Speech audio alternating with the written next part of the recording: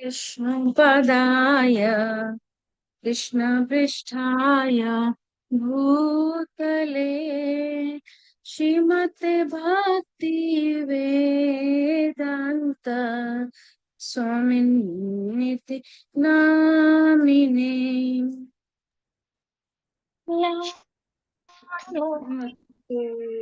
सरस्वती देवी गौरवारिणे निर्विशेष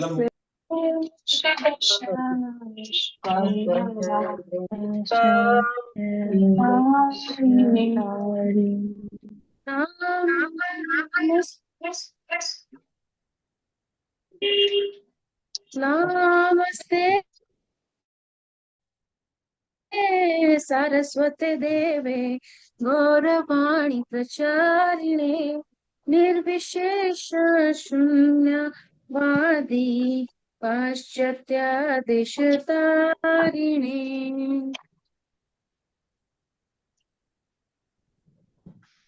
नमस्ते सरस्वती देवे गौरवाणी निर्विशेष शून्यवादी पाश्चात्यादेशतारिणे। जय श्री कृष्ण चैतन्य प्रभु नित्यानंदा श्री अद्वैत गदाधर शिवसादि गौर भक्तवृंदा। जय श्री कृष्ण चैतन्य प्रभु नित्यानंदा श्री अद्वैत श्रीवासादि गौर भक्तवृंदा। हरे कृष्णा कृष्ण कृष्ण हरे हरे हरे राम राम राम हरे हरे। हरे हरे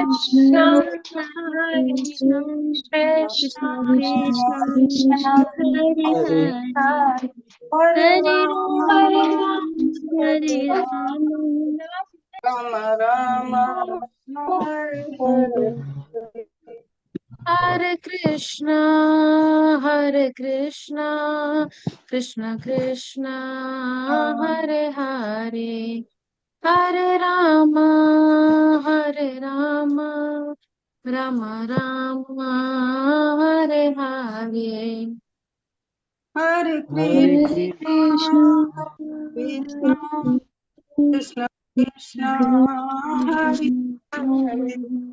हरे राम राम राम हरे हरे हरे कृष्ण कृष्ण कृष्ण हरे हरे हरे राम राम राम हरे हरे। हरे कृष्ण कृष्ण हरे हरे हरे राम राम राम हरे हरे हरे कृष्ण कृष्ण कृष्ण हरे हरे हरे राम राम राम हरे हरे। हरे कृष्ण Krishna कृष्ण हरे हरे हरे राम राम राम हरे हरे। हरे कृष्ण कृष्ण कृष्ण हरे हरे हरे राम राम राम हरे हरे। हरे Krishna Krishna Krishna Krishna Hare Hare Hare Ram Ram Ram Ram Ram Hare Hare Hare Krishna, Krishna Krishna, Hare Hare, Hare Rama, Rama Rama, Hare Hare. Hare Krishna, Hare Krishna, Krishna Krishna, Hare Hare, Hare Ram, Ram, Rama Rama, Hare Hare. Hare Krishna, Krishna Krishna, Hare Hare, Hare Rama, Rama Rama, Hare Hare. Hare Krishna, Hare Krishna, Krishna Krishna, Hare Hare, Hare Hare Ram, Rama Hare Hare.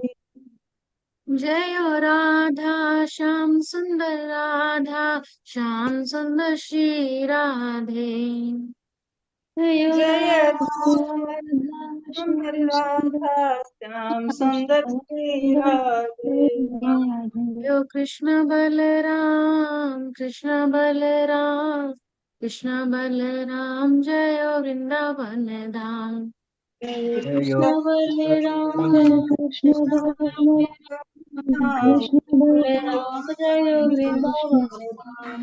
जय गौरनिताय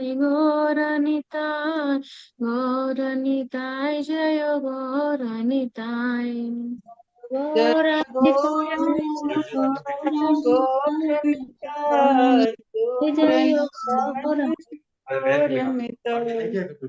जय जय प्रभुपाद जय प्रभुपाद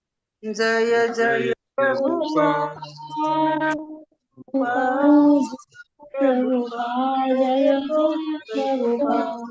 जय जय गुरुदेव जय गुरुदेव जय गुरुदेव जय गुरुदेव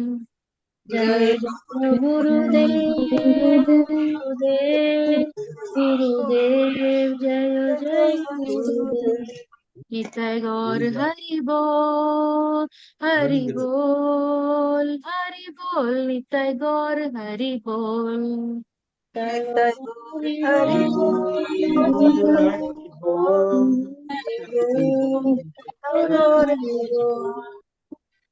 और प्रेमानंदे हरि हरि बोल। हरि हरे बोल। कृष्णा। हरे आप कृष्ण। सभी का स्वागत है संध्याकालीन भगवत गीता की इस कक्षा में।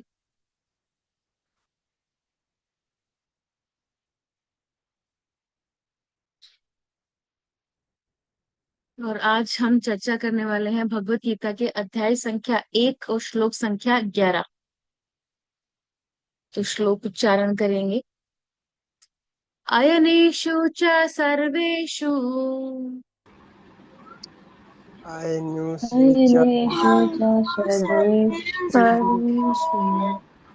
यथा भागं नवस्थितः यथा भागमवस्थितः भीष्मम् एव विरक्षन्तु भीष्ममेव विरक्षन्तु भवन्तः सर्व एव हि भवन्तः सर्वे एव अयनेषु च सर्वेषु अयनेषु च सर्वेषु यथा भागं नवस्थिता यथा भागमवस्थितः भीष्ममेव विरक्षन्तु भीष्ममेव विरक्षन्तु भवन्तः सर्व एव हि भवन्तः सर्व एव हि अयनेषु च सर्वेषु अयनेषु च सर्वेषु यथा भागं नवस्थिता यथा भागमवस्थितः भीष्ममेव विरक्षन्तु विश्वामित्रविरक्षन्तु भवन्तः सर्व एव हि। भवन्तः सर्व एव हि। आप में से जो भी उच्चारण करना चाहते हैं हैंड रेज कर सकते हैं और उच्चारण कर सकते हैं। अदिति माता जी। हरे कृष्ण साधे कुमार माता जी। अयनेषु च सर्वेषु अयनेषु च सर्वेषु यथा भागमवस्थितः यथा भागमवस्थितः भीष्ममेव विरक्षन्तु भीष्ममेव विरक्षन्तु भवन्तः सर्व एव हि। भवन्तः सर्व एव हि। थैंक यू माता जी। ज्योति माता जी। हरे कृष्ण। हरे कृष्ण। अयनेषु च सर्वेषु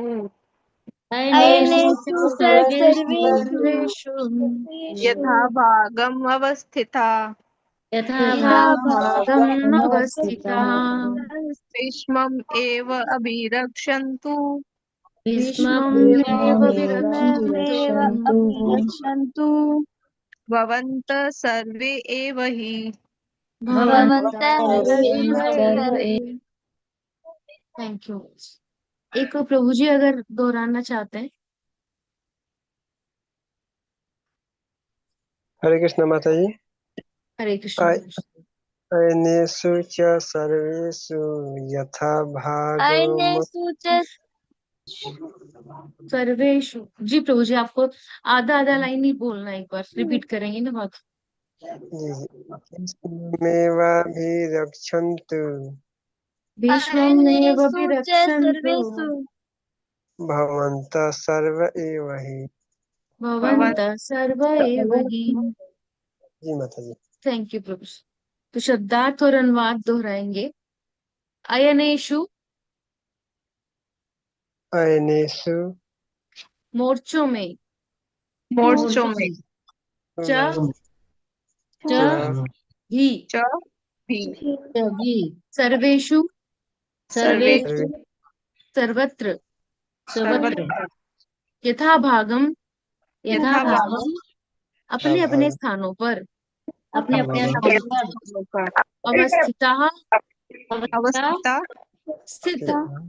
स्थित भीष्मम् भीष्म भीष्म पितामह की एवं निश्चय ही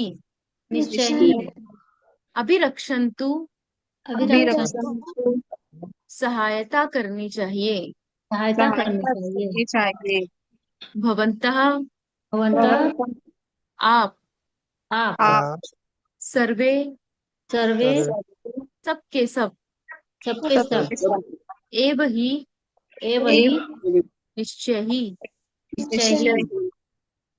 अतएव सैन्य व्यूह में अपने अपने मोर्चों पर अपने मोर्चों पर खड़े रहकर खड़े आप सभी आप भीष्म पितामह को को पूरी पूरी सहायता दें। पूरी सहायता दो। तात्पर्य ध्यान से सुनेंगे। तात्पर्य श्रील प्रभुपाद द्वारा जगतगुरु श्रील प्रभुपाद की जय। भीष्म पितामह के शौर्य की प्रशंसा करने के बाद दुर्योधन ने सोचा कि कहीं अन्य योद्धा यह न समझ ले कि उन्हें कम महत्व दिया जा रहा है। अतः दुर्योधन ने अपने सहज कूटनीतिक ढंग से स्थिति संभालने के उद्देश्य से उपर्युक्त शब्द कहे। उसने बलपूर्वक कहा कि भीष्मदेव निस्संदेह महानतम योद्धा है, किंतु अब वे वृद्ध हो चुके हैं। अतः प्रत्येक सैनिक को चाहिए कि चारों ओर से उनकी सुरक्षा का विशेष ध्यान रखें। हो सकता है कि वे किसी एक दिशा में युद्ध करने लग जाएं और शत्रु इस व्यस्तता का लाभ उठा ले। अतः यह आवश्यक है कि अन्य योद्धा मोर्चों पर अपनी अपनी स्थिति पर अडिग रहें। शत्रु के व्यूह को न तोड़ने दे। दुर्योधन को पूर्ण विश्वास था कि कुरुओं की विजय भीष्म देव की उपस्थिति पर निर्भर है। उसे युद्ध में भीष्मदेव तथा द्रोणाचार्य के पूर्ण सहयोग की आशा थी, क्योंकि वह अच्छी तरह जानता था कि उन दोनों ने उस समय एक शब्द भी नहीं कहा था जब अर्जुन की पत्नी द्रौपदी को असहाय अवस्था में भरी सभा में नग्न किया जा रहा था, और जब उसने उनसे न्याय की भीख मांगी थी। यह जानते हुए भी कि इन दोनों सेनापतियों के मन में पांडवों के लिए स्नेह था, दुर्योधन को आशा थी कि वे इस स्नेह को उसी तरह त्याग देंगे जिस तरह उन्होंने दूत की क्रीड़ा के अवसर पर किया था। ओम ज्ञानतिमिरान्धस्य ज्ञानाञ्जनशलाकया चक्षुरुन्मिलितं येन तस्मै श्रीगुरुवे नमः। श्रीचैतन्यमनोभीष्टं स्थापितं येन भूतले स्वयं रूप कदा मह्यं ददाति स्वपदान्तिकं।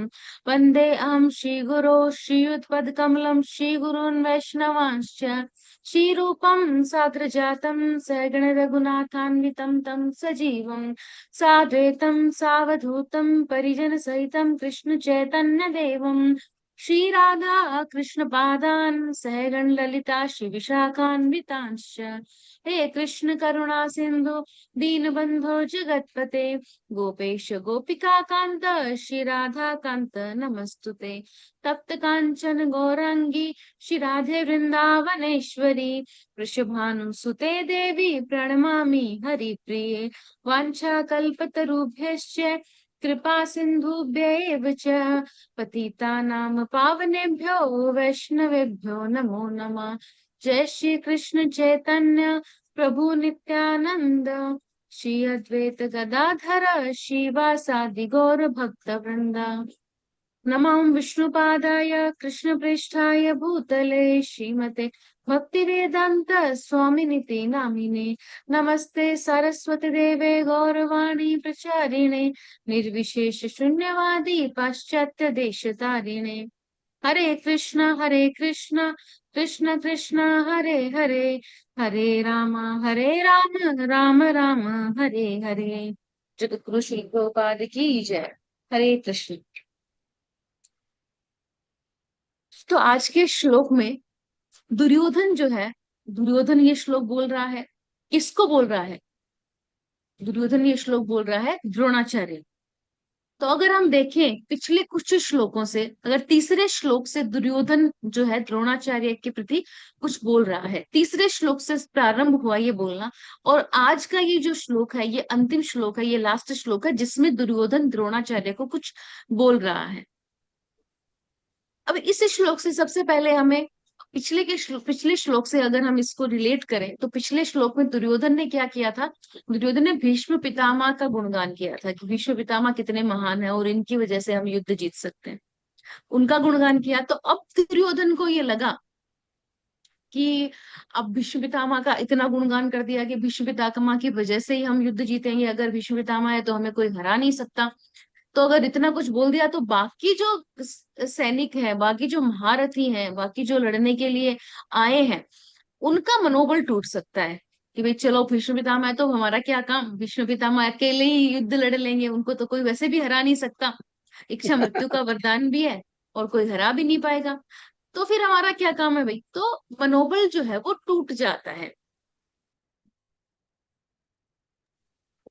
तो अब क्योंकि जो दुर्योधन है वो बहुत बड़ा कूटनीतिज्ञ था, तो उसने अपनी कूटनीति लगाई और उसने सोचा कि अरे इनका भी मनोबल हमें चाहिए, इनको भी युद्ध में लड़वाना है। तो अब ये बोल रहे हैं कि बाकी के जो लोग, जितने भी युद्ध में सैनिक जो जो योद्धा जो भी आए हैं, वो जिन जिन मोर्चों पर उनको नियुक्त किया गया था, जहां जहां जिस जिस स्थिति में उनको वहां पे खड़ा किया गया था, वो अपनी स्थिति में ही खड़े रहे, युद्ध छोड़ के जाने की जरूरत नहीं है, आपको यही रहना है। क्योंकि अब जो भीष्म पितामह है वो थोड़े वृद्ध भी, हालांकि बहुत महान है, वो युद्ध जीत सकते हैं, लेकिन वो थोड़े वृद्ध भी हो गए हैं और आपकी उनको हेल्प की जरूरत रहेगी। आप जो है उनकी रक्षा करना, वो युद्ध कर रहे हैं और आप सब उनकी रक्षा करना युद्ध करते हुए। कैसे युद्ध की उनकी रक्षा करेंगे? अपने अपने मोर्चों पर खड़े रह के, कि जहां जहां आप हैं वहां वहां आप युद्ध करिए, अपने हिसाब से जो आपसे युद्ध करने के लिए आ रहे हैं, ताकि जो भीष्म पितामह है वो अपना युद्ध कर सके। उनको कोई भी पीछे से आके वार कर दिया या फिर कहीं से इधर से भी आके उनपे हमला हो सकता है, या कुछ सेना जो है वो आप उस उनको बिजी रखिए ताकि भीष्म पितामह को थोड़ा अपने हिसाब से युद्ध करने का मौका मिले। तो इस तरीके से कुछ बातें बोलते हुए दुर्योधन जो है बाकी सबका मनोबल बढ़ा रहा है, एक अच्छा कूटनीतिज्ञ की तरह यहाँ पे व्यवहार कर रहा है। इन इन पिछले कुछ श्लोकों में हमने दुर्योधन की कूटनीति की बहुत सारी चीजें देखी हैं, बहुत सारी चीजें आगे आई है कि किस तरह जो दुर्योधन था बहुत अच्छा कूटनीतिज्ञ था। पिछले जो श्लोक था जो मैंने लिया था उसमें हमने ये भी जाना था कि इतना अच्छा कूटनीतिज्ञ होने की वजह से भी वो फेल क्यों हो गया, वो क्यों युद्ध हार गया, उसका जो कूटनीति वो काम क्यों नहीं करी। तो अब यहाँ पर वो बोल रहा है सबको कि आप भीष्म को पूरी पूरी सहायता प्रदान करें। अब इस श्लोक से हमें एक चीज यहाँ पे ये क्लियर हो रही है कि जो दुर्योधन बोल रहा था द्रोणाचार्य के पास जाके, वो दुर्योधन केवल द्रोणाचार्य को नहीं बोल रहा था। ये यहाँ पे ये किसको बोल रहा है, ये वाला श्लोक द्रोणाचार्य के लिए नहीं है। ये वाला श्लोक है आप सब जो भी युद्ध में आए हो, जो भी प्रमुख प्रमुख योद्धा हैं उनको बोल रहा है कि आप ये करना। मतलब जो दुर्योधन बोल रहा था वो केवल द्रोणाचार्य से बात नहीं कर रहा था, वो अपने पूरे जो सेना में जो भी उनके योद्धा थे उन सब से बोल रहा था कि जितने भी महान योद्धा हैं वो सभी मिलकर भीष्म की रक्षा करें, यानी उनको भी बोल रहा था। तो जो दुर्योधन बोल रहा था वो सारी चीजें उनकी पूरी जो सेना है वो सब सुन रहे थे, सारे के सारे वीरों के समक्ष, भीष्म पितामह के समक्ष। द्रोणाचार्य से तो बोल ही रहा था, भीष्म पितामह भी सुन रहे थे और बाकी सब भी सुन रहे थे। तो यहाँ पर ये बात हम मानते हैं कि भीष्म पितामह जो है वो बहुत महान है, उनका पराक्रम जो है वो सर्वविदित है, सब जानते हैं उनका पराक्रम है, और वे आज तक कभी भी किसी भी युद्ध में पराजित हुए नहीं है। अब कोई भी ऐसा युद्ध नहीं था जिसमें भीष्म पितामह अब तक पराजित हुए हों। और भीष्म पितामह ने जो प्रतिज्ञा की थी जीवन पर्यंत ब्रह्मचर्य धारण करने की, जब वो प्रतिज्ञा की तो उस समय ये माना जाने लगा कि जो भीष्म पितामह है वो देवताओं को भी पराजित कर सकते हैं। क्यों? क्योंकि जब वो प्रतिज्ञा की उस समय देवताओं ने उनके ऊपर पुष्प वर्षा की और उनको भीष्म नाम दिया, देवताओं के द्वारा दिया गया नाम था। भीष्म पितामह का असली नाम था देवव्रत। तो देवव्रत से उनका नाम उस दिन से भीष्म रखा गया। तो देवताओं ने, कि ये बोला जाता है कि देवताओं ने उनके समक्ष हार मान ली, देवताओं को भी पराजित कर दिया। तो ये बोला जाता था, इसीलिए जो दुर्योधन है उसको इतना विश्वास था कि जब भीष्म पितामह देवताओं को भी पराजित कर सकते हैं फिर तो ये पांडव है ही क्या, ये तो आखिर मनुष्य ही है, लेकिन वो तो देवताओं को भी पराजित कर सकते हैं। लेकिन इसमें हमें समझना ही है कि किस प्रकार भीष्म पितामह ने देवताओं को पराजित किया। क्योंकि बहुत से लोग हम देखते हैं कि बहुत से लोग हम सुनते भी हैं, इतने महान लोग हैं जो जीवन पर्यंत ब्रह्मचर्य का पालन करते हैं। तो फिर भीष्म पितामह ने अगर जीवन पर्यंत ब्रह्मचर्य का पालन किया तो उसमें इतनी क्या बड़ी बात होगी जो उनका नाम भी भीष्म रखा गया। बहुत सारे ऐसे योगी होते हैं, बहुत सारे ऐसे, कई मतलब आपने इतिहास में सुने होंगे कि उन्होंने जीवन पर्यंत ब्रह्मचर्य का पालन किया था। तो फिर क्यों उनको देवताओं से पराजित समझा जाने लगा? क्यों देवताओं ने खुद को उनसे पराजित समझा अपने आप को? तो इसको हम इस तरह समझ सकते हैं कि सामान्य रूप से जो भी लोग ब्रह्मचर्य का पालन करते हैं वो क्या करते हैं, वो हमेशा भोगों से दूर रहते हैं। जो योगी हैं वो अगर ब्रह्मचर्य का पालन कर रहे हैं तो वो ऐसे स्थान पर रहेंगे जहां पर भीड़ नहीं होती है, जहां पर वो अकेले रहते हैं, अपनी साधना करते हैं, अपना योग करते हैं, भोगों से दूर रहते हैं। तो भोगों के बीच में रहकर ब्रह्मचर्य का पालन करना ये बहुत बड़ी बात है, बहुत ही कठिन है, बहुत ज्यादा कठिन है। कि जैसे कल के श्लोक में भी, कल भी प्रभु जी बता रहे थे सेशन में कि जो भीष्म पितामह थे वो कहाँ रहते थे, वो राजमहल में रहते थे जहां पर इतनी सुंदर सुंदर स्त्रियां रहती थी, जो आज की तुलना में स्त्रियों से बहुत ज्यादा सुंदर होती थी।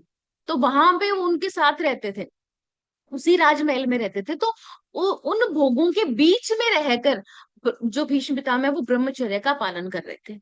देवतागण अपने आप को कंपेयर कर रहे हैं कि भाई हम भी भोगों के बीच में रहते हैं हमेशा, देवतागण हमेशा भोगों के बीच में रहते हैं। अब उनको पता है कि इतने भोगों के बीच में रहकर इंद्रियों को वश में करना कितना कठिन है, ये उनको अच्छे से एक्सपीरियंस है देवताओं को।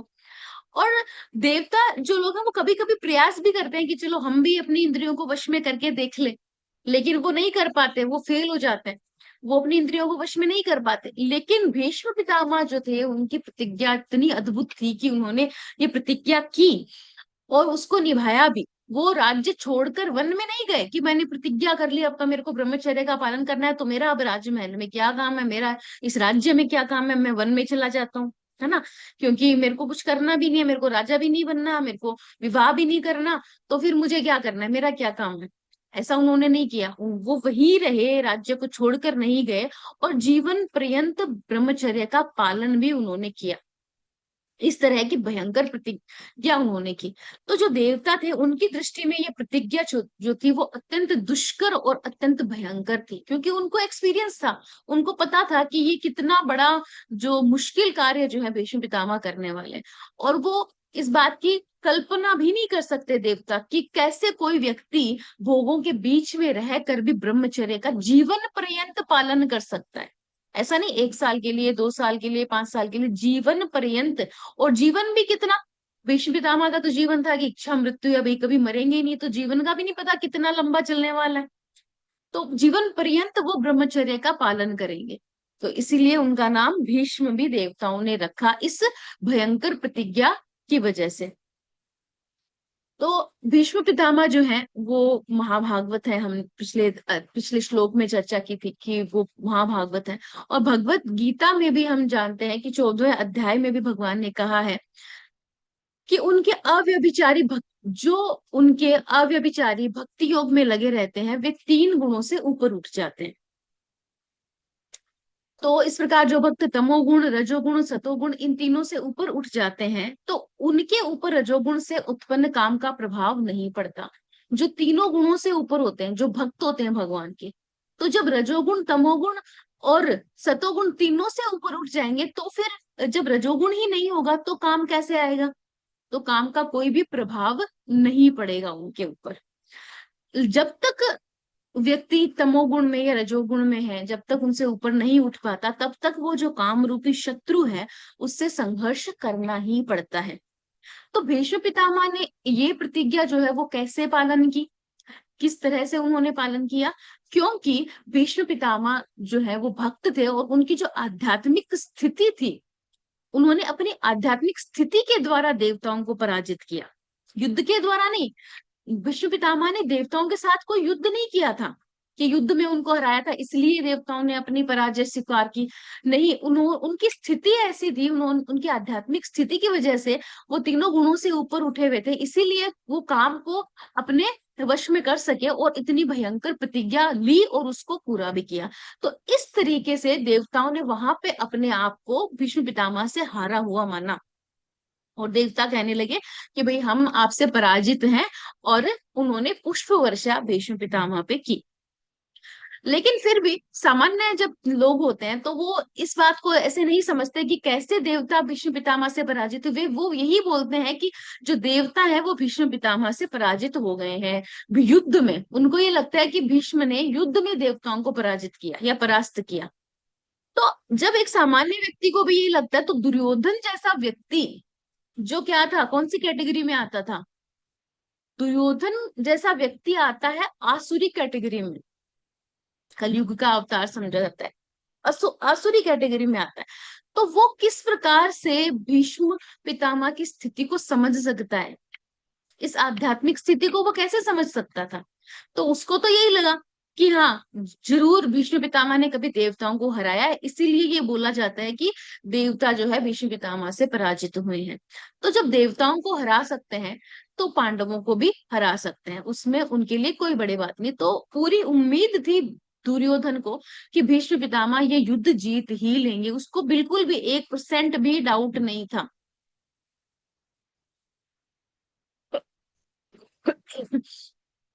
और ये डाउट क्यों नहीं था, इसका सबसे बड़ा कारण में हमने तात्पर्य में श्रील प्रभुपाद द्वारा पढ़ा। श्रील प्रभुपाद कह रहे हैं कि जब सभा में द्रौपदी को नग्न किया जा रहा था, अपमान किया जा रहा था, तो उस समय वहां पर द्रोणाचार्य और भीष्म पितामह दोनों उपस्थित थे, लेकिन दोनों ने कुछ भी नहीं बोला। हालांकि उनको लग रहा था कि ये बहुत गलत हो रहा है, ये स्वीकार भी किया, और उनका पांडवों के प्रति, द्रौपदी के प्रति बहुत स्नेह भी था, लेकिन फिर भी उन्होंने वहां पर कुछ नहीं बोला। तो जब अपने आप को वहां पर उन्होंने रोक के रखा, कौरवों के विरुद्ध जाने से, दुर्योधन के विरुद्ध जाने से, जो हो रहा था उसको होने दिया, तो दुर्योधन को ये भी विश्वास था कि जब उस दिन वो कुछ नहीं बोले, तो आज भी वो कुछ नहीं बोल पाएंगे, आज भी युद्ध में वो पूरा साथ मेरा देंगे, जिस प्रकार उस दिन उन्होंने मेरा साथ दिया था। तो दुर्योधन को इसीलिए ये विश्वास था कि भीष्म जो है, चाहे उनके मन में कितना भी स्नेह है वो पांडवों के लिए, वो युद्ध तो मेरे लिए ही करेंगे और मेरे लिए वो जीतेंगे भी। अब देखिए, एक इस श्लोक में एक इंटरेस्टिंग पॉइंट भी आता है कि दुर्योधन क्या बोल रहा है, जाके दुर्योधन बोल रहा है कि आप सब यहाँ पे रुके और भीष्म पितामह की रक्षा करें। तो क्या कर रहे हैं यहाँ पे, भीष्म पितामह की सेवा करने के लिए बोल रहा है। तो अगर हम देखें तो इनडायरेक्टली दुर्योधन भीष्म पितामह की सेवा कर रहा है, सही है ना। भीष्म पितामह की सेवा कर रहा है, भीष्म पितामह की रक्षा कर रहा है, उनकी रक्षा में अपनी सेना को लगा रहा है। और शास्त्रों में ये कहा गया है कि भगवान की सेवा से बढ़कर भगवान के भक्तों की सेवा होती है। तो भीष्म पितामह तो भगवान के महान भक्त है, महाजनों में से एक है, और दुर्योधन भीष्म की सभी प्रकार से रक्षा करना चाह रहे हैं कि भाई इनकी रक्षा हो जाए, उनकी सेवा करना चाह रहे हैं। तो क्या ये कार्य जो भीष्म कर रहा है, भगवान के भक्त की सेवा, तो क्या ये कार्य भगवान की सेवा से बढ़कर नहीं हुई, क्या ये भगवान के भक्त की सेवा नहीं हुई, है ना। क्योंकि भगवान के भक्त हैं भीष्म पितामह, और दुर्योधन भीष्म पितामह की सेवा कर रहा है, उनकी रक्षा कर रहा है, और शास्त्रों में बताया गया है कि भगवान की सेवा से बढ़कर भक्तों की सेवा है। तो इसको कैसे समझे, तो इसको हम ऐसे समझ सकते हैं कि नहीं, ये भगवान की सेवा से बढ़कर नहीं है। क्यों? क्योंकि यहाँ पे दुर्योधन के हृदय में सेवा की भावना नहीं। वो क्यों क्यों रक्षा करना चाह रहा है भीष्म पितामह की, वो सेवा की भावना से नहीं कर रहा कि अरे भीष्म पितामह मेरे पितामह है, भगवान के भक्त हैं, इनको कहीं कुछ खरोच ना लग जाए, इनको कहीं कुछ तकलीफ ना हो जाए, इसलिए इनकी रक्षा करो। ऐसा भाव था दुर्योधन के मन में? नहीं था, ऐसा भाव बिल्कुल भी नहीं था। तो और भाव क्या था? भाव ये था कि भीष्म पितामह की जो सेवा है, वो दुर्योधन जो है वो अपने स्वार्थ की वजह से कर रहा था, उसके पीछे सेवा की भावना ना होकर स्वार्थ की भावना थी।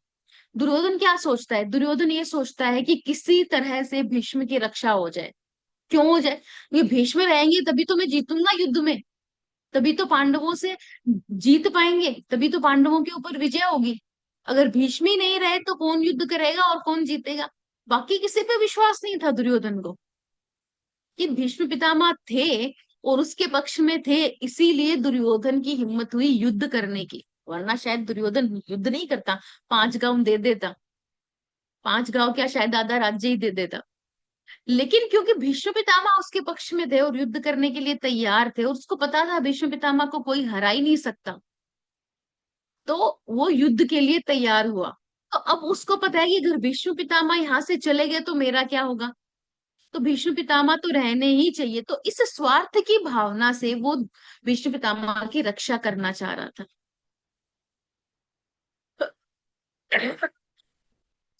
तो वो कह रहे थे कि जिस प्रकार अगर दुर्योधन जो है, वो उसकी भावना भीष्म को प्रसन्न करने की नहीं थी, उसको अपने स्वार्थ की भावना थी। दुर्योधन को पता है कि भीष्म पितामह का जो स्नेह है वो पांडवों के प्रति है, और वो यही चाहते थे हमेशा से कि दुर्योधन जो है वो युद्ध ना करे और युद्ध किए बिना ही पांडवों को उनका राज्य वापस दे दे।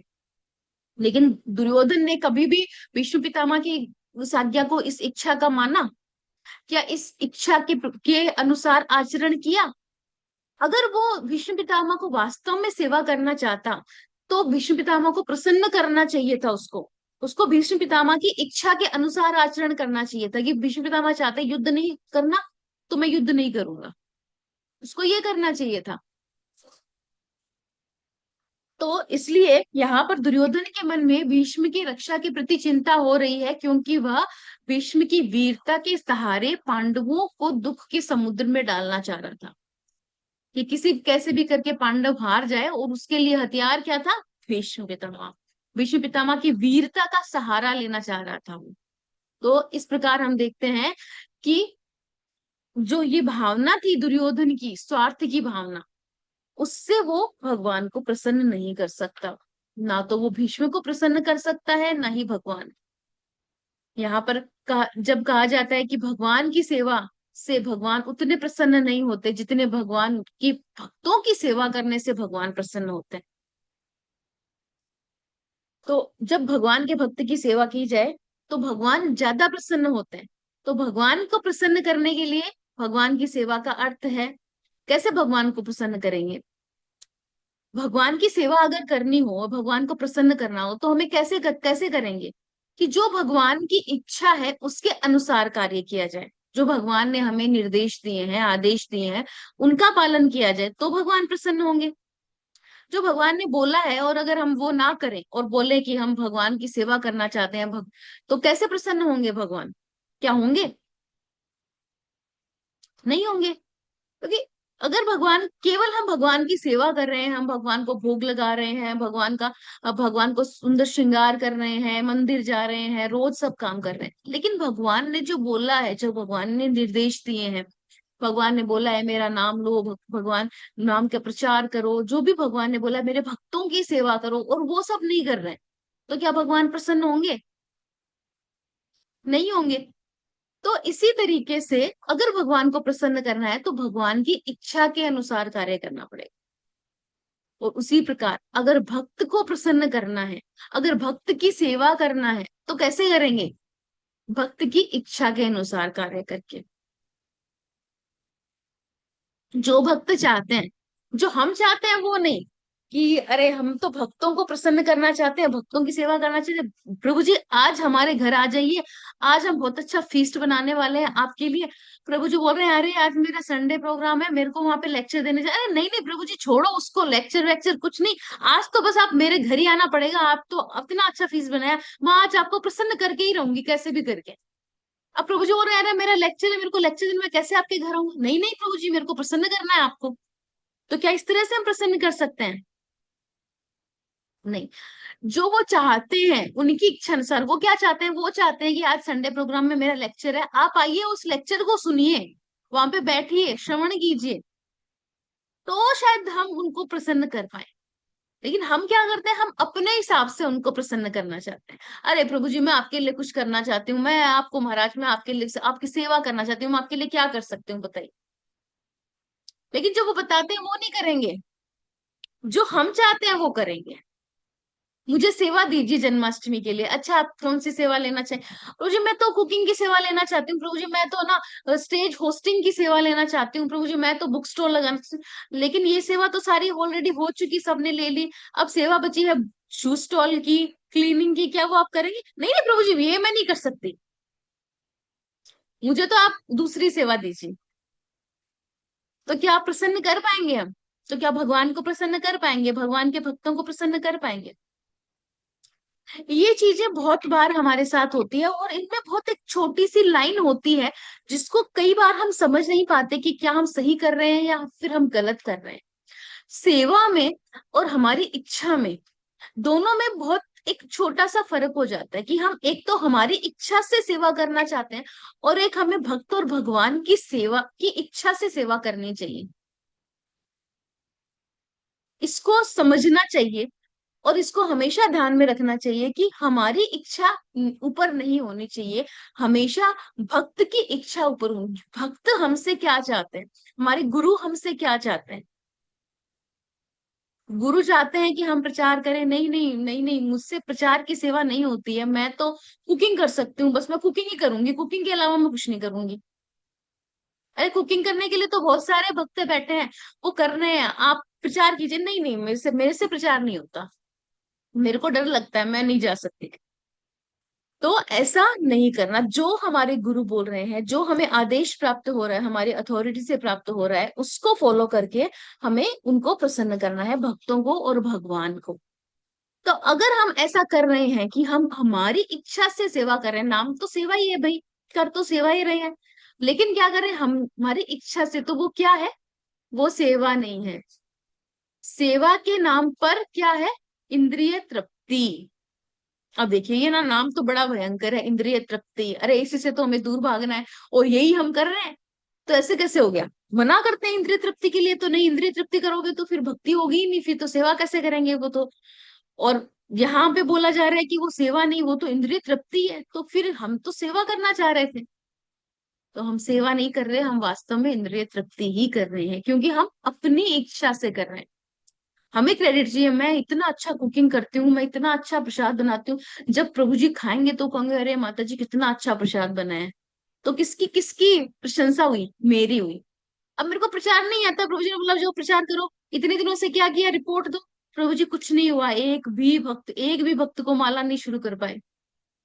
नहीं नहीं मैं तो नहीं करूंगी, इसमें कुछ रिजल्ट ही नहीं आ रहा, उसमें कुछ मेरी प्रशंसा ही नहीं हो रही। कुकिंग करती तो अभी कितनी प्रशंसा होती मेरी। तो किसकी इंद्रिय तृप्ति हो रही है? भगवान की या हमारी? भगवान की नहीं हो रही, हमारी हो रही। हम अपनी इंद्रिय तृप्ति कर रहे हैं। श्रील प्रभुपाद कहते थे, इसके लिए बहुत अच्छा एक एग्जाम्पल है। श्रील प्रभुपाद में कहते थे कि मुझे अगर जल की जरूरत है, मेरे को प्यास लगी है, मुझे पानी की जरूरत है, और तुम मेरे लिए गरम गरम दूध ला रहे हो कि लो पियो, ये दूध गरम गरम दूध, तो क्या वो प्रसन्न होंगे? कि वो बोले ये मेरी सेवा नहीं है? प्रभुपाद कह रहे हैं ये मेरी सेवा नहीं है। जब मेरे को पानी चाहिए तो मैं पानी से ही प्रसन्न होऊंगा, दूध से प्रसन्न नहीं हूँ। अब कोई व्यक्ति ऐसे सोच सकता है कि भाई श्रील प्रभुपाद के पास जा रहे हैं, श्रील प्रभुपाद को पानी पिलाना तो साधारण सी सेवा, क्या पानी तो रोज ही पीते हैं श्रील प्रभुपाद, उनको क्या पानी पिलाएं अगर उनके पास जा रहे हैं सेवा। वो बड़ी सेवा करते हैं ना, दूध लाते हैं, बादाम पिस्ता डाल के, गरम गरम केसर का दूध डाल के वो पिलाएंगे, उससे प्रभुपाद प्रसन्न हो जाएंगे। तो वो क्या कर रहा है? वो प्रभुपाद की सेवा ना करके अपने मन की सेवा करे, क्योंकि उसको किसने बोला ये दूध देने के लिए? मन ने बोला, है ना, कि मन ने बोला कि दूध दो पानी नहीं दो, लेकिन पानी चाहिए प्रभुपाद को। तो अगर कोई पानी पिलाता है तो वो प्रभुपाद की सेवा है, दूध पिलाना प्रभुपाद की सेवा नहीं। एक बार जब चैतन्य महाप्रभु ना, जब बहुत जोर जोर से भगवान नाम का कीर्तन करते थे, उच्च स्वर से भगवान नाम का कीर्तन करते थे और दूसरे भक्तों से करवाते भी थे, तो कुछ लोगों ने उनका विरोध किया जब जोर जोर से, क्योंकि उस समय तक जो कीर्तन था वो उतना प्रचलन नहीं था, सब ध्यान करते थे, जपा करते थे, धीरे धीरे स्वर में करते थे, एकदम मन मन में करते थे, इतना जोर से कीर्तन करने का प्रचलन नहीं था। तो चैतन्य महाप्रभु ने इसको स्टार्ट किया, जोर जोर से कीर्तन करना और बाकी सब भक्तों से करवाना। तो कुछ लोगों ने उनको बोला कि ये जो निमाई पंडित है ना, ये क्या करता है कि ये भगवान विष्णु के नाम का जोर जोर से जब कीर्तन करता है ना, तो ये भगवान विष्णु को क्रुद्ध कर रहा है, उनको नाराज कर रहा है। क्यों? क्योंकि जब भगवान के नाम का जोर जोर से कीर्तन करेगा तो भगवान की निद्रा भंग हो जाएगी ना। अब भगवान विष्णु क्या करते हैं? हमेशा सोते रहते हैं। गर्भोदक्षाई विष्णु, शाही विष्णु ना, कर्णोदक्षाई विष्णु, शिरोदक्षाई विष्णु, शाही का मतलब शयन करने वाले, तो हमेशा सोते रहते हैं। अब ये जोर जोर से उनका नाम ले रहा है तो उनकी जो निद्रा है उसको भंग कर रहा है। तो कुछ लोग इस तरह से बोलते थे। तो इस प्रकार के लोगों को चैतन्य महाप्रभु ने क्या बोला? पाखंडी बोला, कि ये लोग कौन है? ये पाखंडी है। क्यों? क्योंकि ये लोग जो है वो भगवान को अपने मनोधर्म से समझने का प्रयास करते, जो भगवान ने बोला है उसको नहीं सुनते कि भगवान ने क्या बोला है, उनका मनोधर्म क्या कहता है उसके हिसाब से भगवान को समझते हैं। क्योंकि भगवान का शरीर और हमारा भौतिक शरीर जो है वो अलग है। हमारा शरीर भौतिक है, लेकिन भगवान का शरीर आध्यात्मिक है, और भगवान की निद्रा हमारी भौतिक निद्रा जैसी नहीं होती, वो आध्यात्मिक होती है। और भगवान तो स्वयं कहते हैं ना कि जो दिन रात मेरे नामों का कीर्तन करता है वो भक्त मुझे प्रिय है। तो फिर भगवान के विषय में इस तरह से कल्पना करना, जब भगवान बोल रहे हैं कि भाई मुझे प्रिय है जो मेरा नाम लेता है, तो अगर हम कल्पना करें कि नहीं जब हम नाम लेंगे तो भगवान की निद्रा भंग हो जाएगी, हमें जोर जोर से नहीं बोलना चाहिए, तो इस तरह की कल्पना हमें नहीं करनी चाहिए।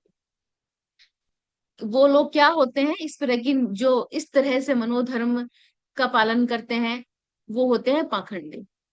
इसी प्रकार से कुछ लोग जो है वो हरे कृष्ण भक्त, जो इस्कॉन के डिवोटीज हैं, उनकी भी निंदा करते हैं। क्यों? क्योंकि वो बोलते हैं कि ये लोग सदा हमेशा ये हरे कृष्ण का कीर्तन करते रहते हैं और भगवान को अशांत करते रहते हैं, भगवान को शांति से नहीं बैठने देते। मंदिर में जब देखो 24 घंटा हरे कृष्ण मृदंग करताल सब बजा रहे हैं, भगवान को परेशान कर रहे हैं, अशांत कर रहे हैं भगवान। तो ऐसे लोग क्या हैं? ऐसे लोग निश्चित रूप से पाखंडी हैं। ये लोग भगवान के आदेशों का पालन नहीं कर रहे, ये अपने मन के हिसाब से भगवान को समझने का प्रयास कर रहे हैं। जब भगवान ने बोल दिया क्लियर कि जो मेरे नाम जो है वो दिन रात अगर लेता है तो वही मेरे को प्रिय है, तो फिर उसमें डाउट करने की क्या जरूरत है? उसको मानना चाहिए ना, फिर अपने मन की क्यों चलानी है? तो कलयुग में इस तरह का पाखंड जो है वो शास्त्रों में बोला गया है कि इस तरह कलयुग में इस तरह का पाखंड फैल जाएगा। और ये पाखंड जो है, अब हमने जो देखे, दो तरीके से हो सकते हैं। भी हमने चर्चा की, दो उदाहरण लिए, एक शिल प्रभुपाद का उदाहरण लिया और एक चैतन्य महाप्रभु की एक पास्ट टाइम का उदाहरण लिया। तो दो तरह के पाखंड कलयुग में हमें ज्यादा देखने को मिलेंगे। कौन कौन से? एक वो है कि जो भगवान की प्रमाणिक सेवा, भगवान की जो प्रमाणिक सेवा है, कौन सी सेवा है सबसे बड़ी सेवा भगवान की? भगवान की सबसे बड़ी सेवा हरि नाम कीर्तन। तो जो ये इस हरि नाम कीर्तन का विरोध करेगा कि नहीं, हरि नाम नहीं करना चाहिए, भगवान की निद्रा भंग होती है, भगवान अशांत होते हैं, ये सबसे बड़ा पाखंड है एक तो। अगर कोई ये बोलता है कि नहीं करना है कीर्तन, भगवान का नाम नहीं लेना है, क्योंकि ये सबसे प्रिय सेवा है और सबसे प्रमाणिक सेवा है भगवान की, ये करना ही करना है, तो ये तो एक पाखंड तो ये हो गया। दूसरा पाखंड क्या है? जो अपने मनमाने ढंग से भगवान की सेवा करना चाहता है, यानी कि वो सेवा नहीं करना चाहता, क्या करना चाहता है? सेवा के नाम पर इंद्रिय तृप्ति करना चाहता है, तो उसको सेवा नहीं बोलेंगे, उसको बोलेंगे सेवा के नाम पर इंद्रिय तृप्ति। तो ये दूसरा पाखंड है। तो दो तरह के पाखंड बहुत ज्यादा जो है हमें कलयुग में देखने को मिलेंगे। जिस समय श्रील प्रभुपाद जब विदेशों में हरे कृष्ण आंदोलन को फैला रहे थे, तो उस समय हरे कृष्ण महामंत्र जो है वो सड़कों पर उच्च स्वर से जो है वो सड़कों पर करते हुए जाते थे। आपने पढ़ा होगा, सुना भी होगा, श्रील प्रभुपाद की जब लीलामृत पढ़ते हैं, तो श्रील प्रभुपाद जब विदेशों में गए तो उन्होंने क्या किया? कीर्तन करते थे, हर जगह जाकर कीर्तन करते थे, उस कीर्तन से ही लोग अट्रैक्ट हुए और उन प्रभुपाद से जुड़े। तो जोर जोर से कीर्तन जब करते थे तो कुछ ईसाई पादरी थे वहां पर, वो आके उनका विरोध करते। वो कहते थे ये तुम क्या कर रहे हो, तुम लोग भगवान के पवित्र नामों का कीर्तन इतने जोर जोर से कर रहे हो। तो वो कहते थे हमें भगवान के नाम का कीर्तन नहीं करना चाहिए। क्यों नहीं करना चाहिए? अब उनका क्या तर्क था?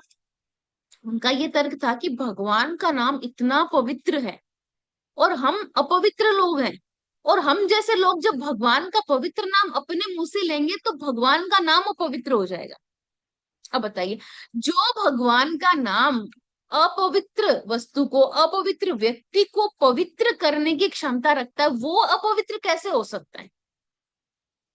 तो भगवान के नाम में की पवित्रता में कोई कमी नहीं आती। जब कोई भगवान का नाम लेता है तो अपवित्र व्यक्ति भी पवित्र हो जाता है, ये वास्तविकता है। लेकिन वो लोग ऐसा बोलते थे कि ऐसा नहीं करना चाहिए, क्योंकि पवित्र भगवान का नाम अपवित्र हो जाता है।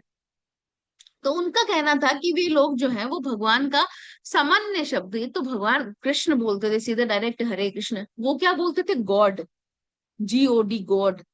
तो वो बोलते थे कि ये गॉड शब्द भी डायरेक्ट नहीं लेना चाहिए, नहीं बोलना चाहिए, क्योंकि ये शब्द भी पवित्र है, गॉड शब्द भी भगवान है, तो ये शब्द भी नहीं बोलना है। गॉड के स्थान पर वो क्या बोलते थे? GOD, मतलब गॉड नहीं बोलते थे, गॉड के स्थान पर GOD बोलते थे कि गॉड शब्द हम मुंह से नहीं ले सकते, ये भगवान का पवित्र शब्द है, हमारे मुंह से नहीं निकलना चाहिए। तो प्रभुपाद कहते थे कि धीरे धीरे क्या करेंगे, इनको लगेगा कि ये GOD भी पवित्र है, ये भी नहीं लेना चाहिए, तो ये क्या करेंगे, ये आगे का G हटा देंगे, पीछे का D हटा देंगे, और क्या बच जाएगा बीच में? O। तो ये बोलेंगे ओ, भगवान को संबोधित करेंगे O से। और O क्या होता है? अगर हम O लिखेंगे तो मैथ्स में O क्या, कैसी संरचना बनाता है? जीरो। जीरो मतलब शून्य। तो वो प्रभुपाद बोलते थे कि ये क्या करेंगे, ये धीरे धीरे भगवान को भी शून्य बना देंगे, ये ऐसा काम करेंगे कि गॉड से वो जीरो यानी कि शून्य, शून्य बना देंगे भगवान को, ये ऐसा कार्य करेंगे, इतना गलत कार्य कर रहे हैं। तो प्रभुपाद इस तरह से यहाँ पे बताते हैं कि भगवान का नाम बहुत पवित्र है, और भगवान ने जो हमें बोला है, हमें भगवान की उसी तरीके से सेवा करनी है। अगर हम भगवान को प्रसन्न करना चाहते हैं, हमें अपने मनमाने ढंग से सेवा नहीं करनी है। हम क्या चाहते हैं वो इम्पोर्टेंट नहीं है, भगवान क्या चाहते हैं, भगवान के भक्त क्या चाहते हैं, हमारे गुरु क्या चाहते हैं, वो इम्पोर्टेंट है। हमें वो करना चाहिए। ये हम सबके लाइफ में होता है, ये ऐसा नहीं है कि जो नए हैं अभी भक्ति में उन्हीं के साथ हो रहा है, ये दीक्षित जो भक्त हैं उनके साथ भी होता है। जो उनको ये करना होता है, अरे हम अभी मान लीजिए ये क्लास ही लेते हैं, भगवत गीता की क्लास 7:30 बजे, इस समय तो क्लास नहीं ले सकते, कुकिंग का टाइम होता है, हमारा पढ़ाई का टाइम होता है, बच्चों के जो स्टडीज है उनका टाइम होता है, हमें बच्चों को पढ़ाना होता है, इस समय प्रभु जी इस घर आते हैं ऑफिस से, उनके लिए प्रसादम का टाइम होता है, हम कैसे करें? तो ये सब चीजें क्या है, प्रसादम है, हमारा पढ़ाई है, हमारा घर का काम है, ये क्या है? ये हमारी इंद्रिय तृप्ति के लिए कर रहे हैं हम। लेकिन ये क्लास किसके लिए कर रहे हैं? ये हम भगवान की, भक्तों की प्रसन्नता के लिए, भक्तों ने बोला है हमें, है ना, कि क्लास कीजिए, भगवान ने बोला है भगवत गीता का अध्ययन कीजिए, इसलिए हम कर रहे हैं। तो अगर हम ये सोच रहे हैं कि नहीं। अच्छा, एक चीज और होती है, ये बहुत इंटरेस्टिंग है, शायद आपने देखा भी होगा, कि स्पीकर वाइज हमारा ना ये इंटरेस्ट बदल जाता है क्लास सुनने का। आज कौन स्पीकर आ रहे हैं? अरे आज प्रभु जी आ रहे हैं, आज तो क्लास सुनेंगे सुनेंगे, अरे आज तो भगवत गीता सुननी है, अरे भगवान को प्रसन्न करना है, आज भक्तों को प्रसन्न करना है। तो उस दिन तो आ गए, लेकिन अगले दिन अरे आज तो माता जी आ रहे हैं, क्या करेंगे ना, सुन के रहने दो, आज भगवत गीता नहीं सुनते, आज भगवान को प्रसन्न नहीं करना, आज भक्तों को प्रसन्न नहीं करना, होता है ना। तो हम क्या कर रहे हैं, हम इंद्रिय तृप्ति कर रहे हैं, किससे सुनना है? तो इम्पोर्टेंट क्या है, भगवत गीता सुनना, भगवत गीता का अध्ययन करना। हमने बोला ना, जब ये क्लास स्टार्ट हुई थी, जब ये सेशन स्टार्ट हुआ था, गीता अध्ययन कोर्स स्टार्ट हुआ था, हमने बोला था कि हम रोज भगवत गीता की क्लास में आएंगे, हम रोज वीडियो ऑन रखेंगे, हम नोट्स बनाएंगे, हम ध्यान पूर्वक पूरी क्लास सुनेंगे। तो फिर इस बीच में ये कहाँ से आ गया, स्पीकर कौन है ना, हम वीडियो ऑफ कर लेते हैं, क्या है, कुछ नहीं हो रहा, किसको पता चल रहा है? ये सब चीजें कहाँ से आ गई? ये हमारी इंद्रिय तृप्ति, जो कि सेवा के नाम पर, अरे क्लास सुन तो रहे हैं, बंद करके सुन रहे हैं तो क्या हो गया, वीडियो ऑफ है तो क्या हो गया, सुन तो रहे ही हैं, अब नोट्स नहीं बना रहे तो क्या हुआ, हमारी बुद्धि बहुत शार्प है, हमें सब कुछ याद रहता है ना। नोट्स की हमें जरूरत नहीं है, अब प्रभु जी बोलते रहते हैं नोट्स बनाओ बनाओ, कोई जरूरत नहीं है। सेवा के नाम पर इंद्रिय तृप्ति, ये हम कर रहे हैं। तो इस प्रकार जो व्यक्ति भगवान की अथवा उनके भक्तों की सेवा के नाम पर इंद्रिय तृप्ति करता है, वह कौन होता है? एक टैग मिल गया आज ऐसे लोगों को, हम अपने आप को भी दे सकते हैं, पाखंडी। ऐसे लोग क्या कहलाते हैं? पाखंडी कहलाते हैं। क्योंकि दुर्योधन जो है वो कलयुग का अवतार था, इसलिए उसका चरित्र इतना दूषित है कि वो उसमें जितने भी इस तरह के पाखंड या इस तरह की चीजें होंगी वो उसके अंदर होंगी, जो गलत चीजें होंगी। तो इस कलयुग में अनेक लोग जो हैं वो भगवान की सेवा के नाम पर क्या करते हैं? इंद्रिय तृप्ति करते हैं। तो दो तरह के जो है उदाहरण हम इसमें देख सकते हैं, दो प्रकार के उदाहरण देख सकते हैं। कौन कौन है जो भगवान की सेवा के नाम पर इंद्रिय तृप्ति करते हैं? हमने अपना उदाहरण तो अभी ले लिया, अभी कुछ और थोड़े ऊंचे लेवल वाले उदाहरण भी देख लेते हैं।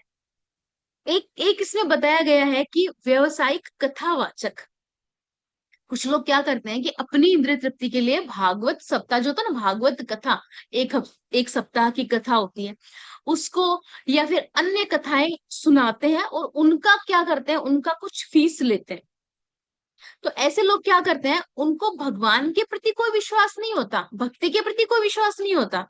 वो क्या बोलते हैं कि भगवान जो है उन्हें जब वो कथा करते हैं भगवान के नाम पर, उनसे कुछ पैसा पहले ही बता देते हैं, हमारी ये फीस है, कुछ भोजन कुछ वस्त्र जो है ये वो भगवान के नाम पर ले लेते हैं, कुछ शुल्क पहले से निश्चित कर लेते हैं कि इतना पैसा लगेगा, है ना। तो ये जो है ये गलत है, ये क्या कर रहे हैं, अपनी इंद्रिय तृप्ति कर रहे हैं, ये इंद्रिय लंपट लोग हैं। प्रभुपाद ने इनको नाम दिया इंद्रिय लंपट लोग। ये कभी प्रमाणिक कथावाचक नहीं बन सकते, क्योंकि इनका इंटरेस्ट नहीं होता भगवान की भक्ति में, इनको पैसे कमाने में इंटरेस्ट होता है। पता है आजकल ये भी ट्रेंड है कि आजकल जो बिजनेस माइंडेड लोग होते हैं ना, वो ये सोचते हैं, ये बातें करते हैं कि सबसे ज्यादा कमाई किस में है, तो कहते हैं अरे ये अच्छा कमाई का साधन है, ये कथावाचक बन जाओ, इसमें बहुत कमाई है।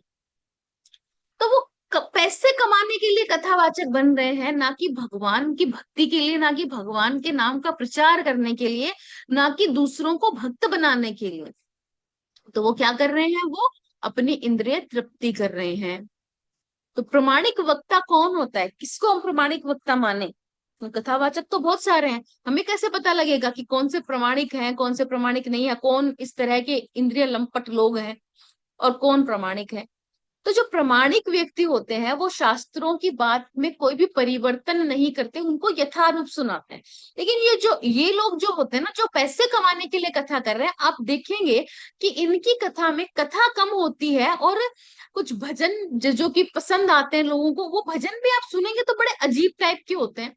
अभी के टाइम जो भी चल रहा है उसमें प्रैक्टिकल चीजें उनको ले लेके भजन बनाते हैं, ऐसे ऐसे चुटकुले बना देते हैं, ऐसी स्टोरी, सास बहू की कहानियां, सास बहू के झगड़े के ऊपर चर्चा करते हैं। घर में क्या क्या उनके घर में होता है, कैसे सफाई करनी चाहिए, कैसे किचन में करना चाहिए, इनके ऊपर बातें होती है ज्यादा। और फिर क्या होता है, वो जो झांकियां बनती हैं, जो लीलाएं की झांकियां बनाते हैं, अभी आज कृष्ण जन्म कर दिया, आज रुक्मणी विवाह, कृष्ण रुक्मणी का विवाह कर रहे हैं, और इस तरह की चीजें जो है जिनसे लोग अट्रैक्ट हों। उनको ये मतलब नहीं है कि उनको कुछ समझ आ रहा है, कुछ भगवान के बारे में समझ रहे हैं, नहीं समझ रहे, उनको लगता है कि हमारे यहाँ भीड़ होनी चाहिए, हमें अच्छा वहां पे डोनेशन मिलना चाहिए, अच्छा कलेक्शन होना चाहिए, ये एक ही उद्देश्य उनका होता है।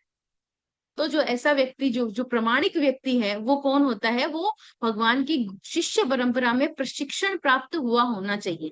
तो जब भी किसी कथावाचक से कथा सुनने जाएं तो उनसे उनकी शिष्य जो परंपरा है, गुरु शिष्य परंपरा, उसके बारे में जरूर पूछना चाहिए कि वह कौन सी परंपरा में आते हैं, कौन से संप्रदाय से आते हैं।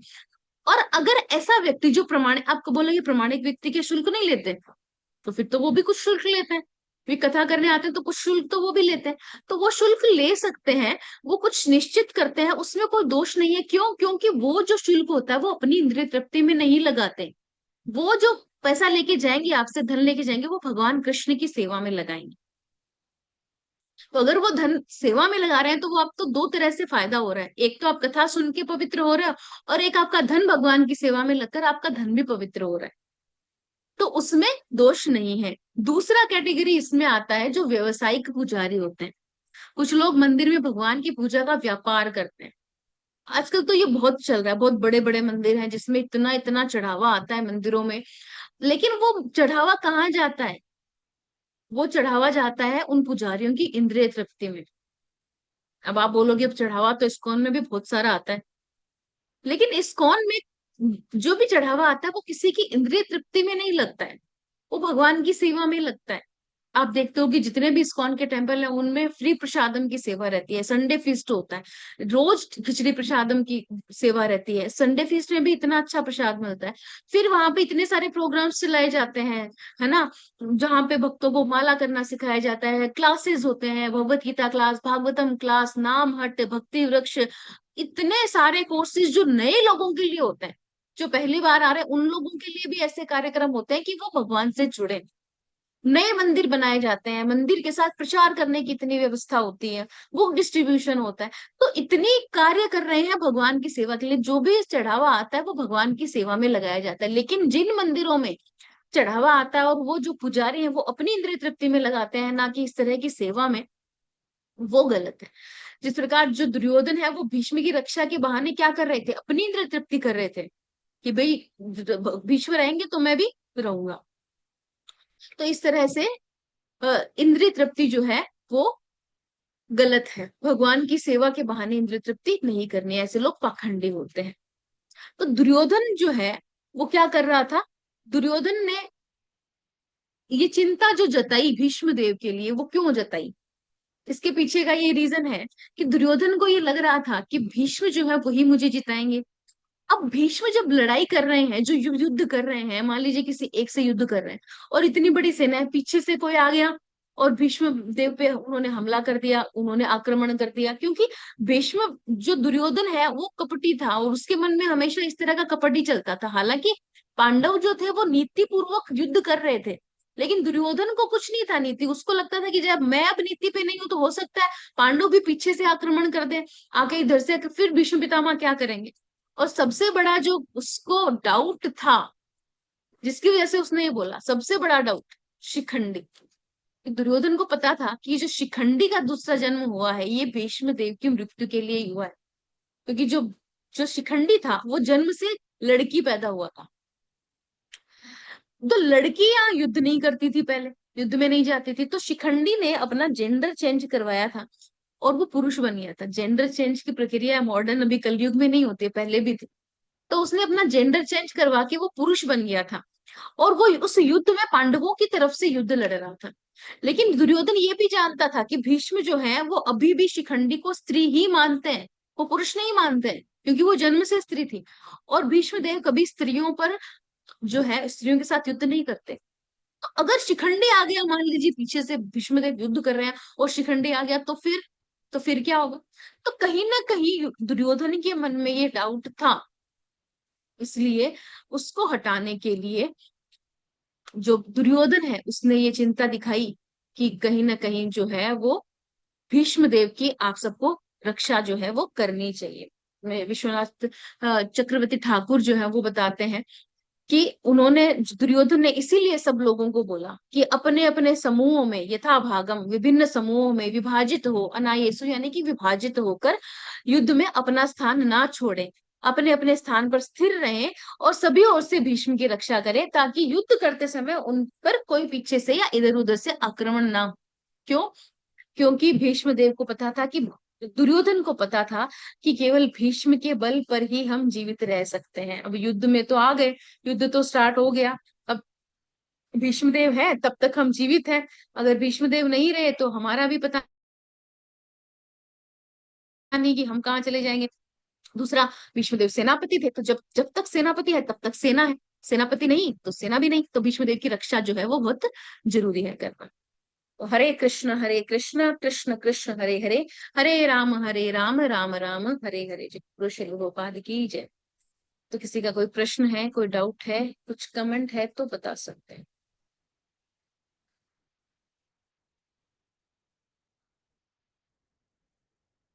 जी माता जी बताइए।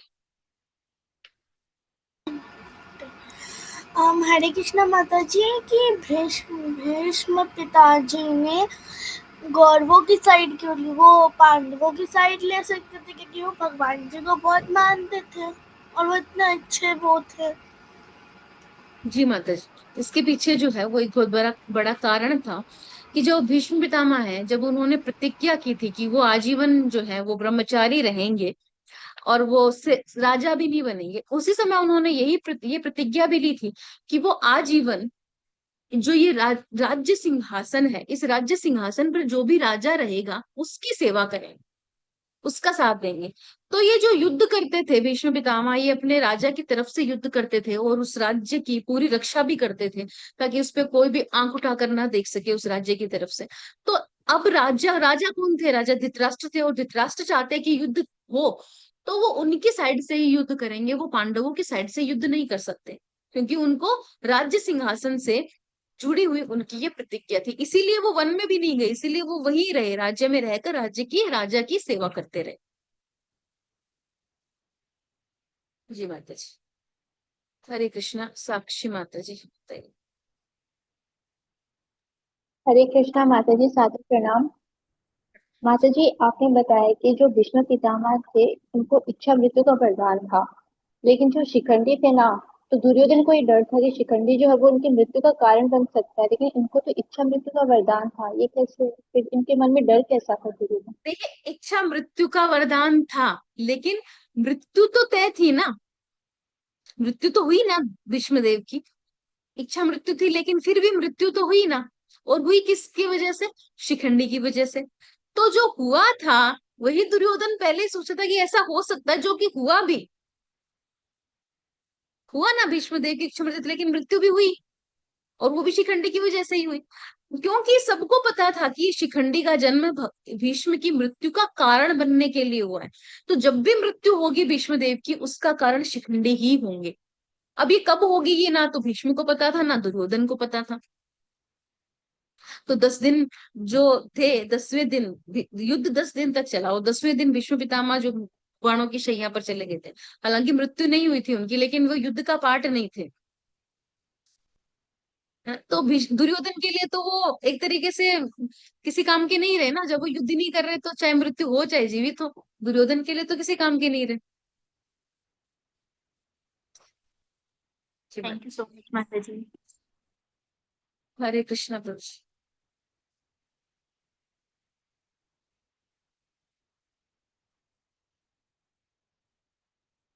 जी प्रभु जी बताइए।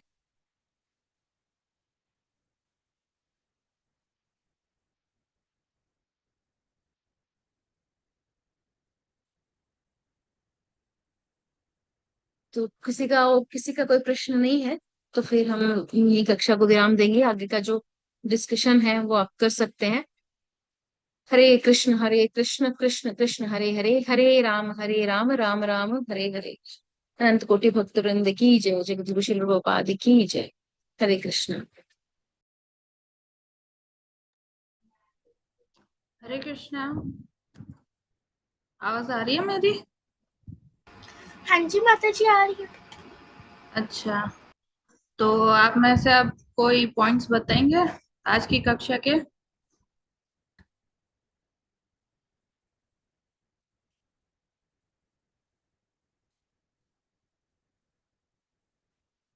जी माता जी। सौम्या माता जी। हरे कृष्णा माता जी। माता जी, जी मेरे को हरे आज कृष्णा। से ये पॉइंट सीखने को मिला और अच्छा लगा कि हम अपनी इंद्रिय तृप्ति के लिए सेवा करते हैं। हमें गुरुजनों के कहे की आदेश का पालन करना चाहिए, ना कि अपने हिसाब से सेवा चुन के सेवा देनी चाहिए माता जी।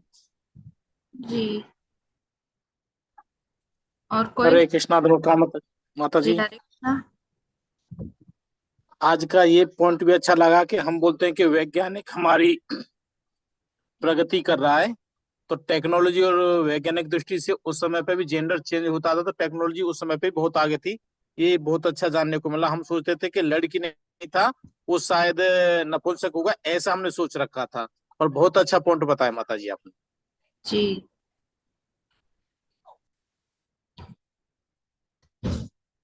और कोई बताएगा? जी जी अंजलि माता जी। हरे कृष्णा माता जी, सादर प्रणाम।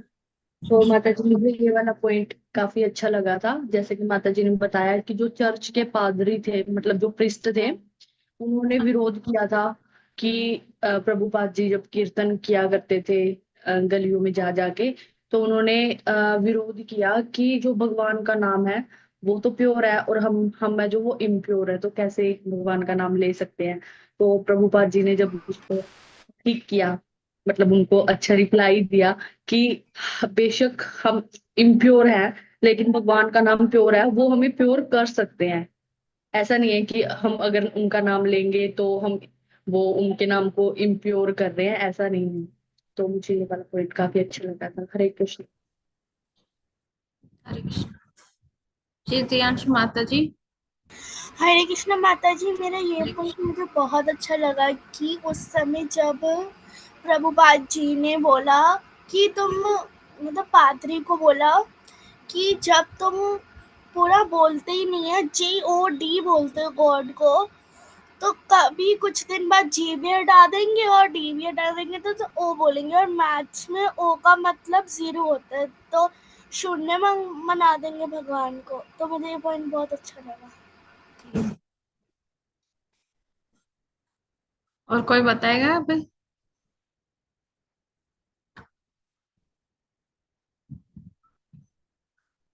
जी मीशु माता जी। हरे कृष्ण माता जी, सादर प्रणाम। तो माता जी, आज की क्लास से मुझे ये लर्निंग मिली कि हमें जब हम सेवा कर रहे हैं तो हमें एक तो पहली बात तो ये नहीं देखना चाहिए कि मतलब जब सेवा कर रहे हैं तो वो सेवा दूसरे पर्सन के अकॉर्डिंग होनी चाहिए। जैसे कि अगर हम भक्तों की भी सेवा कर रहे हैं तो वो भक्त के अकॉर्डिंग होनी चाहिए, ना कि मैं उन्हें ये सेवा देना चाहता हूँ तो इसीलिए मैं ये सेवा ही दूंगा, तो ये भाव नहीं होना चाहिए। तो उन्हीं को सर्व करने का मोटिव होना चाहिए। और दूसरा कि अब हम जो सेवा करते हैं हम सोचते हैं कि इसके बदले मुझे ये मिलेगा, ये करके मैं ये लूंगा, क्योंकि हम जैसे प्रभु जी भी ये बात बोलते हैं कि हम अपना मोटिव पहले ढूंढ लेते हैं, तो हमें वो भी करना नहीं चाहिए। हमें सेवा कर रहे हैं तो वो निस्वार्थ भाव से करनी चाहिए। तो ये मैं ट्राई करूंगी ऐसा इम्प्लीमेंट करने का कि भक्तों के अकॉर्डिंग सर्व करने का ट्राई। हरे कृष्णा। हरे कृष्णा प्रभु जी। माता जी सादर प्रणाम सभी भक्तों को। माता जी मेरे को ये पॉइंट बहुत अच्छा लगा जो दूसरे कथावाचक के बारे में माता जी बताया, मतलब वो लोगों को भाव अपना बिजनेस करने के लिए होता है, तो ये वो पॉइंट बहुत अच्छा लगा। हरे कृष्णा।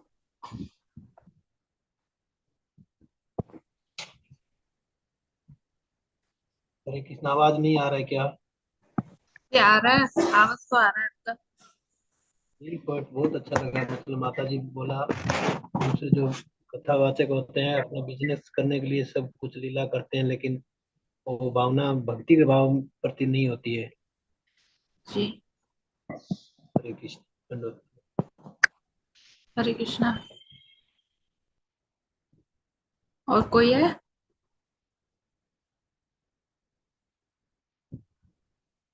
तो अब एक माला जप कर रहे हैं।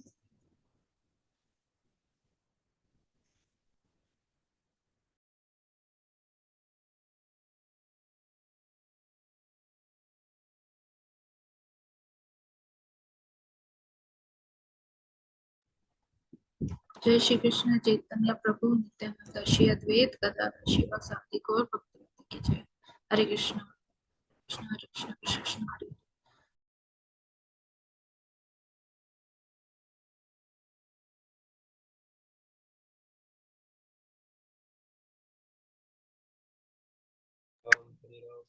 हरे हरे। हरे कृष्ण कृष्ण कृष्ण।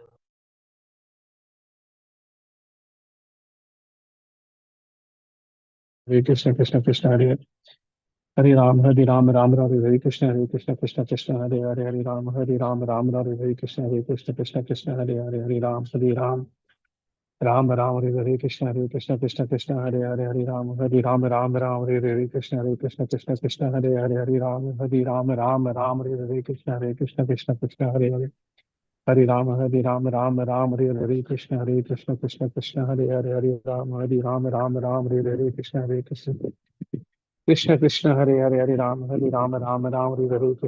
कृष्ण कृष्ण हरे हरे। हरे राम राम हरे कृष्ण कृष्ण हरे हरे। हरे राम राम हरे कृष्ण कृष्ण हरे हरे। हरे राम राम हरे कृष्ण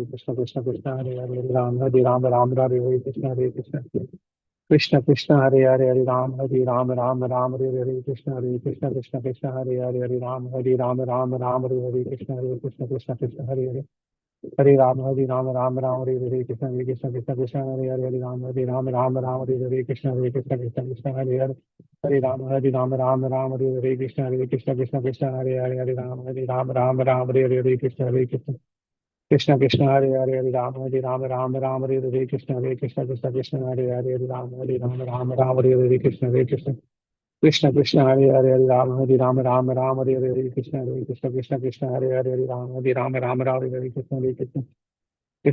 हरे हरे। हरे राम कृष्ण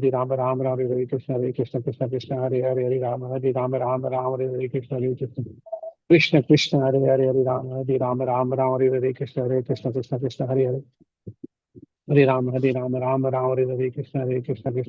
कृष्ण हरे हरे। हरे राम कृष्ण कृष्ण हरे हरे। हरे राम कृष्ण कृष्ण हरे हरे। हरे राम कृष्ण कृष्ण हरे हरे। हरे राम कृष्ण हरे हरे। हरे कृष्ण कृष्ण हरे हरे। राम हरे कृष्ण हरे हरे। राम कृष्ण कृष्ण हरे हरे। हरे कृष्ण कृष्ण हरे हरे।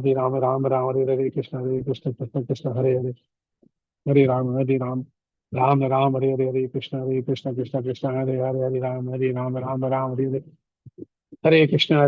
कृष्ण हरे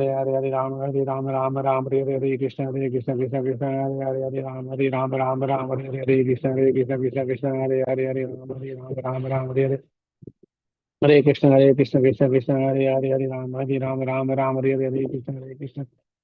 कृष्ण हरे हरे। हरे राम हरे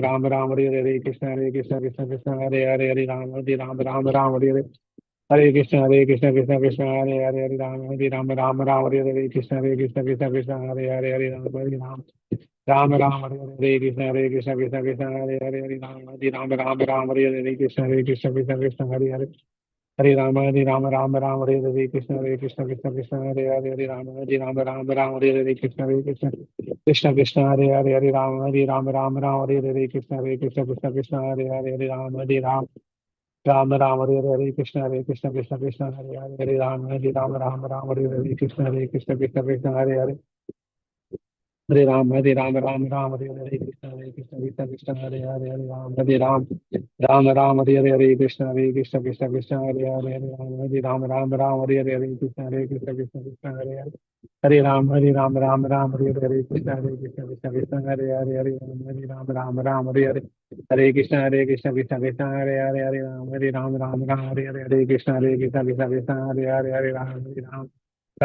हरे कृष्ण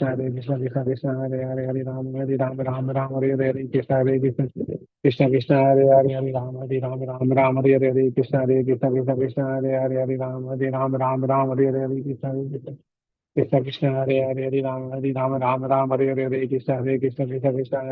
राम कृष्ण कृष्ण हरे राम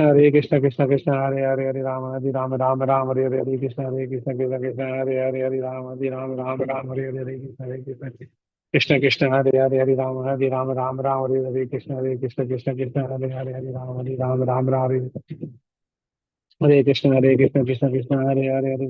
कृष्ण कृष्ण हरे राम हरे कृष्ण कृष्ण कृष्ण हरे राम हरे कृष्ण कृष्ण राम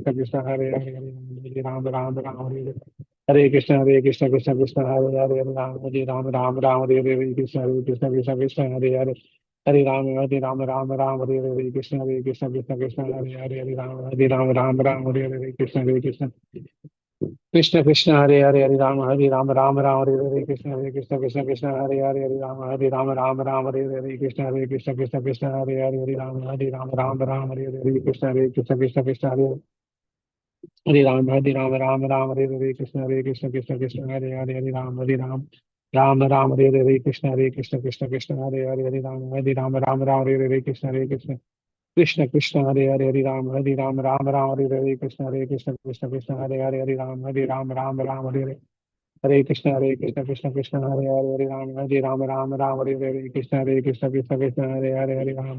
राम कृष्ण हरे कृष्ण कृष्ण कृष्ण हरे राम राम राम हरे कृष्ण कृष्ण हरे राम हरे कृष्ण हरे राम कृष्ण राम राम हरे कृष्ण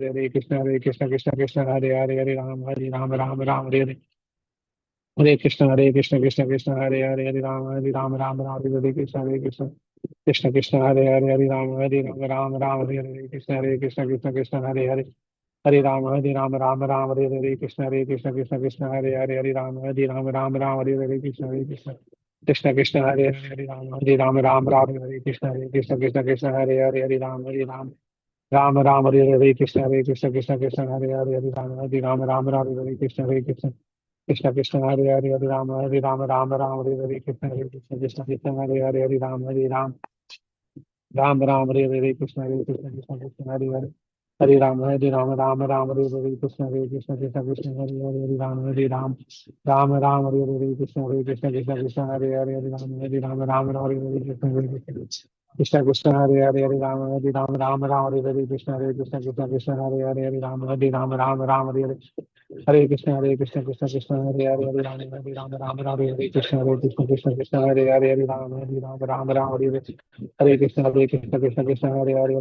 हरे कृष्ण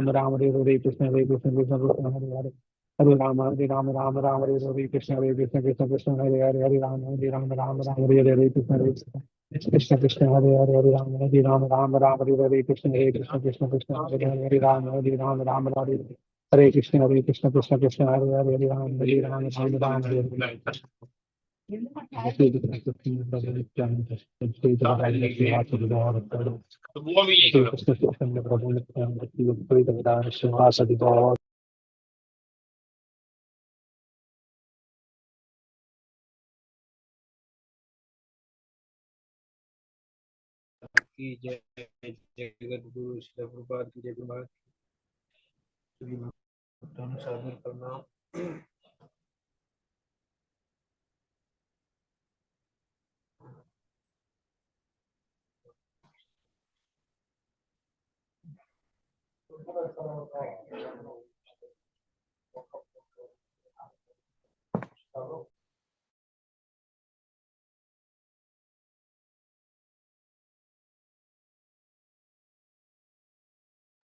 अच्छा कल्पतरुचस्य कृपा सिंधुदाय वचपति सानंदाय